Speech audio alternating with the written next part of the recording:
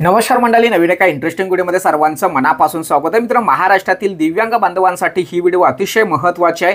राज्य सरकारच्या माध्यमातून काल रात्री दिव्यांग बांधव संजय गांधी निराधार अनुदान योजनेच्या सर्व लाभार्थ्यांना त्यांच्या नोव्हेंबर महिन्याचे पैसे त्यांच्या खात्यामध्ये वितरित करण्यासंदर्भात महत्त्वाचा शासन निर्णय जाहीर झालेला आहे आणि त्या शासन निर्णयामध्ये वेगवेगळे अपडेट किंवा वेगवेगळे चेंजेस सुद्धा राज्य सरकारने केलेले आहे।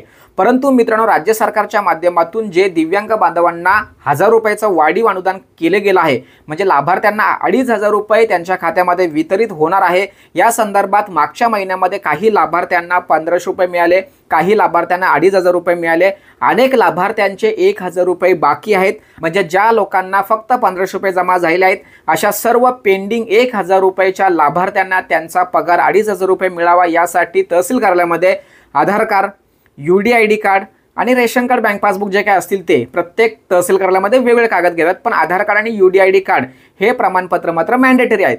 हे सर्व कागदपत्र त्या ठिकाणी जमा करण्यास सांगितलं होतं, जेणेकरून पुढील नोव्हेंबर महिन्याचे जे काही हप्ता त्यांना येणार आहे हा 2500 रुपये मिळणार आहे। या संदर्भात संपूर्ण महाराष्ट्रामध्ये कारवाई सुरू आहे।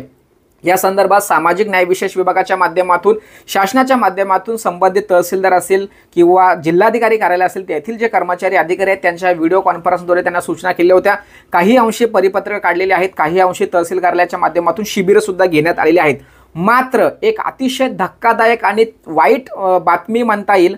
एक लक्षात ठेवा, मिळालेल्या माहितीनुसार 50% दिव्यांग बांधवांना, म्हणजेच कोण, ज्या लोकांना या अगोदरच्या महिन्यामध्ये फक्त 1500 रुपये आलेले आहेत, 1000 रुपये त्यांचे बाकी आहेत, चालू नोव्हेंबर महिन्यामध्ये त्यांना 3500 रुपये मिळणार होते, मात्र त्यांना 3500 रुपये मिळणार नाही।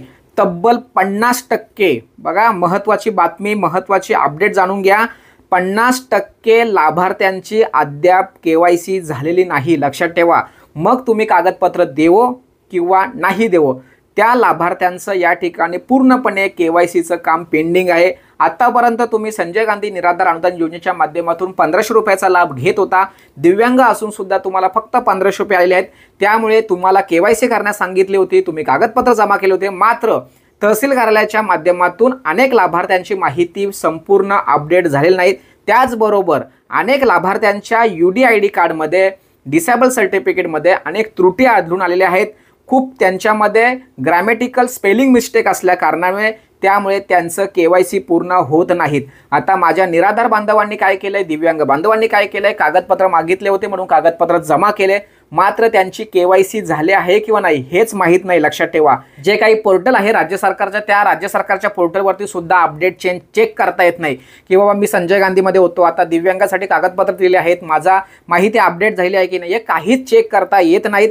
मिळालेल्या माहितीनुसार 50% लोकांना सुद्धा आता या नोव्हेंबर महिन्यामध्ये 2500 रुपये मिळणार नाही, किंवा जे काही 1000 रुपये तुमचं पेंडिंग होतं चालू महिन्याचे 2500 रुपये, असे 3500 रुपये जे मिळणार होते ते मिळणार नाही, लक्षात ठेवा। त्यामुळे तुम्ही कागदपत्र जरी दिले असतील तरी सुद्धा तुम्हाला थोडक्यात ती तुमची माहिती अपडेट झाली आहे किंवा नाही हे जाणून घेणं खूप गरजेचं आहे। कारण मित्रांनो, काही दिवसांमध्येच लगेच आता पोर्टलवरती DBT संदर्भात अपडेट येईल, तारीख येईल, आणि त्याच्या अगोदर जर तुमची KYC झालेली नसेल तर मात्र तुम्हाला पैसे येणार नाही, लक्षात ठेवा।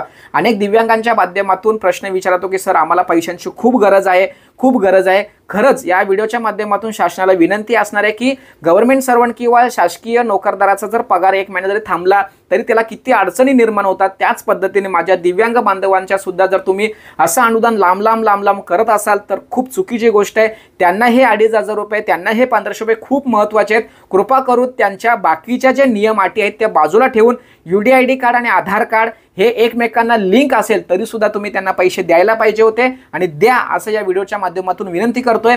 या व्हिडिओच्या माध्यमातून सर्वांना या ठिकाणी सूचित करतोय की जरी समजा तुम्ही कागदपत्र दिले असतील तरी सुद्धा तुमची जर KYC तहसील कार्यालयाच्या माध्यमातून परिपूर्ण झाली नसेल, तुमच्या कागदपत्रामध्ये काही जर तफावत असेल, त्रुटी असतील, आणि जर तुमची KYC पेंडिंग राहिली असेल तर तुम्हाला नोव्हेंबर महिन्याचे पैसे जे वाढीव स्वरूपामध्ये मिळणार आहेत ते मिळणार नाही, लक्षात ठेवा। कदाचित ही बातमी तुमच्यासाठी त्रासदायक असेल, धोकादायक असेल, पण ती बातमी तुमच्यासमोर मांडणं माझं काम होतं, म्हणून मी या ठिकाणी तुम्हाला ती माहिती दिलेली आहे।